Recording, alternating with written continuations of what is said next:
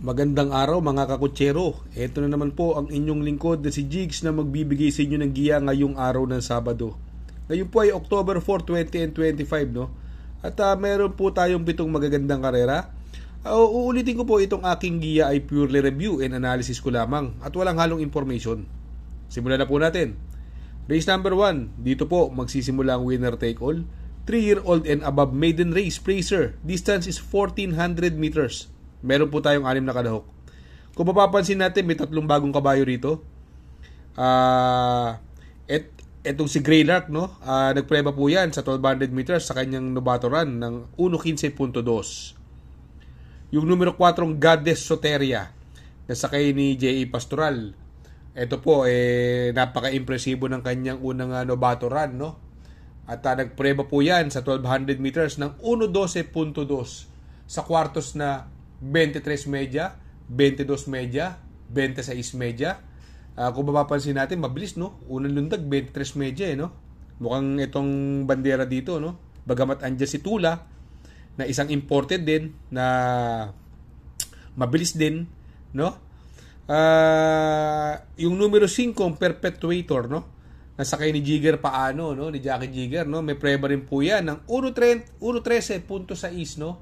Sa kwartos na 24 media, 22 media, 26 media, no? Mukhang magagaling itong mga bagong kabayo rito, no? Kaya itong race number 1, no? Ako, napupusuan ko po rito yung Goddess Soteria, no? Kung preba pag-uusapan, no? At sa tinakbo niya sa kanyang unang novato race, no? At bagamat andyan yung Tula, mabilis din, no? Siguro pwedeng magbigay ng pressure sa kanya, no? Yung Perpetuator ay maganda rin naman ang preba at nanalo din po yan sa kanyang novato race, no? Kaya dito sa race number 1, no, ang pili ko po dyan, doon ako sa numero 4, Goddess Soteria. Panigudo ko naman po, numero 5, Perpetuator. Sa race number 2, dito po magsisimula ang pick 6. Pilrocom rating based handicap system race. Class 4, 42 to 56 split. Another 1,400 meter distance. At dito po may 11 kalahok. Dito possible scenario, pwedeng mauna yung Spolarium. Bagamat andyan yung Stefani na pwedeng magbigay ng pressure sa kanya. Pero ako, ang napupusuan ko po dyan, yung Brig Leftover na sakay ni Eminem Gonzalez, no? Ito si Brig Leftover, meron pong prebang 1.26 yan sa distansyang 1,400 meters. Ito naman si Spolarium, magaling naman po itong mauna. Kung hindi siya mape-pressure ni Stefani, sa tingin ko malaki rin po ang panalo ni Spolarium. Ngayon, may pandiado po ako rito, Ito, ilang beses ko nang nakita itong laging sinusubukan, laging tumitimbang ito, no? Nung uling laban kay Frosty Raven, no, pang-4 po to, dikit-dikit lang. Yung numero 6 na si Super Daily din, nasa kay ni Apoy Asuncion, no? Ito, magandang dihado po yan, si Super Daily din.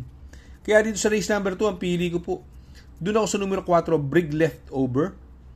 Panigundo ko naman po, numero 8, Spolarium. At isasama ko pong pandiado, numero 6, Super Daily din. Sa race number 3, dito po magsisimula ang pick 5. Pilrocom rating based handicap system race, class 4, 42 to 56 split. Another 1,400 meter distance. Dito po, no, may 7 kalahok. Itong si Uzi Bound, no, ito ang tingin ko may best time dito. Meron po yung 1.23 media. Bagamat na-scratch po yan nung kila Morali, no, si Uzi Bound, no. Sa tingin ko, mukhang nakakalamang yan sa grupo na yan dahil lang pwede magdala ng unahan yung King James at si Bride 3. Baka magkaroon ng pressure sa unahan yung dalawa. Ito naman si Lance in Gray, no? Ito si Lance in Gray po. Maganda po ang kanyang barrier trial, no? 1.12 flat po sa 1,200 meters. Mukhang nag-improve po siya dahil nung nag-maiden po ito, ang preba lang po niyan ay 1.13 media, no? Mukhang malaki yung improvement ni Lance in Gray, no? Bagamat malaki improvement niya, sa tingin ko mukhang nakakalamang pa rin yung sakay ni Uno, yung Uzi Bound, no? Sa tingin ko, sosolohin ko na po yan. Kaya dito sa race number 3, sosolohin ko na po. Numero 2, Uzi Bound. Sa race number 4, Pilracom Rating Based Handicap System Race, Class 4, 42 to 56 split. Another 1400 meter distance. Dito po, magsisimula yung pick 4. Dito may 11 kalahok po dito, no? Bagamat ang nakikita kong possible na malyamado rito yung Sky Story dahil mababa sa laban, pero hindi ho ako nai-impress nung huling laban niya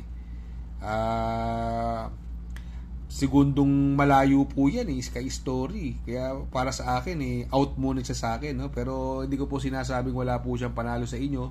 Sa sarili ko lang pong opinion, ayoko po sa kanya kay Sky Story, no? Dito po ang napupusuan ko po rito yung numero 1, Viva de Oro, na binalik na po kay Dan Camanyero bagong baba po ng grupo ito. Sa tingin ko pwedeng magbigay ng magandang laban yung Giant Killer numero 4, si Boss Lady, no? Papatnubayan naman ni P.O. Repe. Kung gusto nyo naman ng Diado, dahil lang napansin ko rito walang masyadong mabilis bukod kay Artseb at saka kay Lightbearer. Ito si Lightbearer, magandang Diado po to, no? Pag nakabuo ng Eriton, mga 2 kwartos. Sa tingin ko, medyo pahihirapan sila nito. Magandang Diado po yan, Lightbearer. Kaya dito sa race number 4, ang pili ko po dyan. Doon ako sa numero 1, Viva de Oro. Panigundo ko naman po, numero 4, Boss Lady. At isasama ko pong pandiado, numero 7, Lightbearer. Sa race number 5, Pilracom Rating Based Handicap System Race, Class 4, 42 to 56 split, another 1,400 meter distance. At dito po may siyam na kalahok. Dito sa tingin ko, no, mukhang wala na po itong pauunahin. At binigay na po kay Jepel Sarate, no. Ito regular rider po nito si JT Pabilik, no, si Jackie JT Pabilik, no. Mukhang wala nang papopormento, although nanalo nakaraan si Lilibel at nag-umento.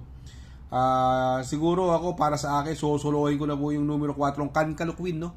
Etong si Can Caluquin po sa 1400 meters, no, impresibo rin po ang tinakbo niya. May 1.24 din po yan sa distansyang 1,400 meters. At syempre Jeffrey Sarate pa ngayon, sa tingin ko, para sa akin, lamang po yan.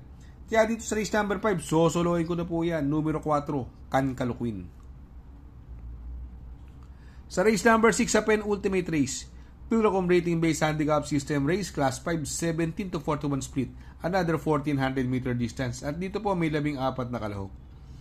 Dito sa kanilang pong ito, no, napupusuan ko yung bagong baba po, yung numero 6 na Baba Boom na sakay ni Jan Alvin Gusi. Ayan pong si Baba Boom, may 1.26 media po yan sa katawan sa 1400 meters. Sa tingin ko, mukhang lamang po siya rito, no? Ang magbibigay ng magandang laban sa kanya, yung last run na segundo po, numero 8, Bagsikat din, nasasakyan ni Charles Reyes, no? Etong kabayong ito, nag-uumento po. Kaya dito po, sa race number 6, ang pili ko po. Doon ako sa numero 6, Baba Boom. Panigundo ko naman po, numero 8, Bagsikat din. Sa race number 7, sa last and final race, Pilracom Rating Based Handicap System Race, Class 5, 17 to 41 split, another 1,400 meters. At dito po, full gate po tayo dito. At sa tingin ko, anybody's race po itong karerang ito. Parating yan, pwede ho kayo magparating dyan kahit 4-5, no? Pero ako, napupusuan ko po dyan yung sobrang baba sa laban. At sa tingin ko, siya na ang mauuna rito. Yung numero 12, Elegant Lady, napapatnubayan ni Marlon Cañete, no? Sana naman maipanalo niya na to. Sobrang baba po sa laban nitong Elegant Lady.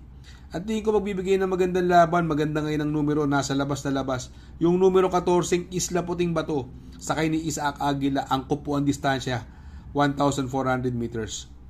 Kung gusto nyo po ng dihado, hindi ngayon masyadong mababa ang numero.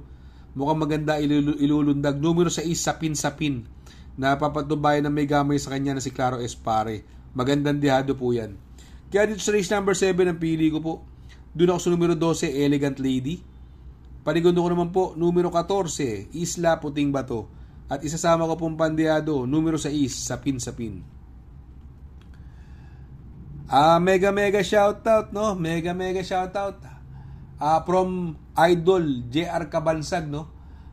Happy birthday Jaden Paul Cabansag, no? From Papa Jamoka.